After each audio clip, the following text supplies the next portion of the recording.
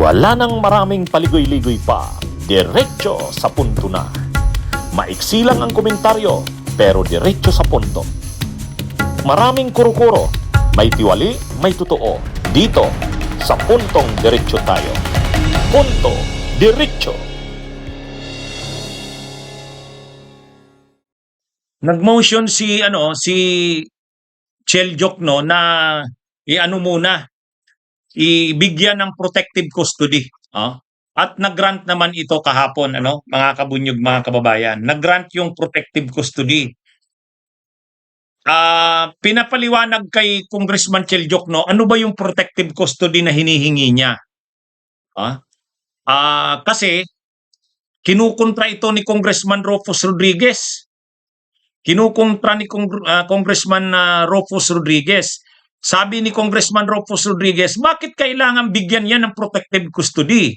Criminal yan eh. Nakakulong yan sa kidnap for ransom. Bakit yan bibigyan niya ng protective custody? So, itong si Rufus Rodriguez talaga, ayaw niyang protektahan itong si Madriaga. Ang rason niya, hindi naman daw dapat protektahan kasi kriminal. At ang sabi pa ni Rufus Rodriguez, protektado naman na yan, bakit po protektahan pa? Pero ang nangyari diyan, mga kabunyog, mga kababayan, sabi ni Congressman Chel Jokno, kinakailangan kasi pag nag-hearing, kapag nag-hearing, papunta doon sa Kamara, pag mag-a-appear si Madriaga, dapat nai-escortan siya ng mga i-beef up ang kanyang security. Kailangan dagdagan ang security niya kasi delikado talaga. At ni-request ni Congressman Chel Jokno na NBI ang mag-secure sa kanya. Grinant yung kanyang request na yon. Kumbaga, hindi malayo na dahil nga star witness itong si Madriaga, baka gawa ng masama. Baka kung anong gawin sa kanya, delikado ang buhay niya, dun pa nga lang sa kulungan, pinagtatangkaan na siya, baka pagpapunta na sa hearing, ito ay gawan din ng masama. Grinant yung motion na yan ni Congressman Chel Jokno. Kaya mga kabunyog, mga kababayan, yung protection o protective custody kay Madriaga ay pinayagan. Pinayagan ng Kamara. Ang isa pang hiniling ni Congressman Chel Jokno sa motion niya, ilagay ito sa secure na pasilidad. Hindi ibig sabihin na dun siya sa Kamara. Kasi ayaw kinukontra ni Rufus Rodriguez. Ang ibig ba ninyong sabihin, dito na yan sa Kamara ikukulong? Sabi ni Congressman Chel Jokno, hindi kami nag-request na sa Kamara. Kahit saan siya, basta't secure siya. At saka basta't kapag may trial, ay may hearing sa Kamara, kapag present na siya sa impeachment, siya ay dagdagan ang security niya kasi delikado nga ang lagay niya. Ngayon, sabi ni Rufus Rodriguez, hindi yan dapat bigyan ng security kasi polluted source yan. Nagalit ngayon si Congresswoman Leila de Lima. Sabi ni Congresswoman Leila de Lima, pakitanggal ng mga statements na yan ni Congressman naman Rufus Rodriguez, nag-motion si Leila de Lima na i-strike sa record, tanggalin sa record ng minutes ng Justice Committee yung mga sinabi ni Rufus Rodriguez. Kasi sabi ni Rufus Rodriguez, dapat daw wag payagan magtestigo si Madriaga kasi polluted source. Daw ito? Kriminal. Ang sabi ni Congresswoman Leila de Lima, hindi pa naman siya nag-a-appear. Pag nag-appear siya, dun mo siya kumprontahin sa question mo sa kanya. At saka kung talaga bang totoo ang sinasabi niya, malalaman yan pag nag-appear siya. Kaya nagbutuhan yung mga kongresista, sinang-ayunan. Si Rufus Rodriguez lang naman ang kontre. So lahat ng mga kongresistang nandun sa Justice Committee, lahat sila bumoto na bigyan ng protective custody si Madriaga at tanggalin doon sa records ng minutes ng hearing ang mga sinabi ni Rufus Rodriguez. dahil unethical ito, hindi magandang pakinggan. Kaya mga kabunyog, mga kababayan, kung titingnan natin dito sa mga nangyayaring ito, um, ano talaga ito, mabigat din itong pinagdadaanan ni Madriaga ngayon. Hmm? Mga kabunyog, kasi seryoso kasi yung kanyang testimonya eh. Siya yung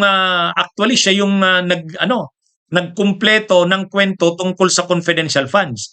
Doon kasi sa pagdinig ng Kamara, yung confidential funds, pagkatapos maingkas yung mga tseke, binigay doon sa mga commander ng Vice Presidential Security Group, kay La Chica at Nolasco.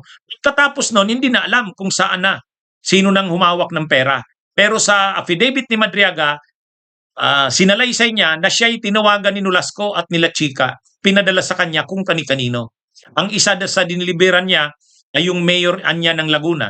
Ang isa pa ang pinagdalhan niya, yung tagapagsalita ng DepEd, si Attorney Reynold Monsayak, na official ng DepEd nung panahon ni Sara, at dinala niya ito doon sa comedy bar sa Timog. At ang isa pang diniliberan niya doon sa ombudsman. Ang nagtatrabaho sa ombudsman na tao ni Sara ay si Attorney Ryan Kilala. Kaya maraming mga tao ni Sara ang nababanggit na diniliberan ni Madriaga ng pera. Kaya talaga to, pinipili talaga si Madriaga na wag mag-testify. Kaya ang maximum siguro, ang pinaplano sa kanya, iligpit ito, itumba ito. Yan yung sabi ni Madriaga. Ito yung balita para ipakita natin na hindi tayo nang iintriga. Ayan Ayan mga kabunyog Sa ito? Itong balitang ito, ayan TNT sa Abante. Sa Abante, pero binasa ito ni kahapon. Binasa ito kahapon ni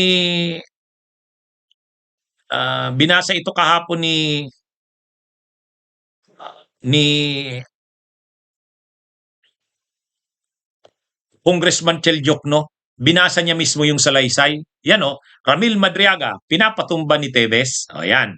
Kaya yung, po yan tingnan niyo yung picture sa baba, March 25, 2026. Kaya mga kabunyog, mga kababayan, talagang seryoso ang banta sa buhay ni Madriaga. May sinumpaang siyang salaysay. Mga kabunyog. Hinaharangan sana ni Rufus Rodriguez, pero yung mga kongresista lahat bumoto na kailangan bigyan ng protective custody si Madriaga. At yung mga sinabi ni Rufus Rodriguez kontra kay Madriaga, pinatanggal ni Leila de Lima. Ngayon, nagsisinungaling kaya si Madriaga? Ang sabi naman ni Congresswoman Leila de Lima, tama naman yun. Malalaman yan pag-appear ni Madriaga. Kumprontahin na lang kumprontahin na lang ni Rufus. Kasi member naman si Rufus ng Justice Committee. Magaling naman siyang lawyer. Ay di pag nandun na si Madriaga, di sa kanya ito, i-cross-examine. May karapatan naman siyang mag-cross-examine doon. Kaya, mga kabunyog, mga kababayan, yan yung napagkaisahan kahapon. Ipapatawag si Madriaga, sinugpi na ito, at saka bibigyan siya ng protective custody. Inaprubahan na rin yun. At saka yung mga sinabi ni Rufus Rodriguez kontra kay Madriaga, pinatanggal sa records. Yan.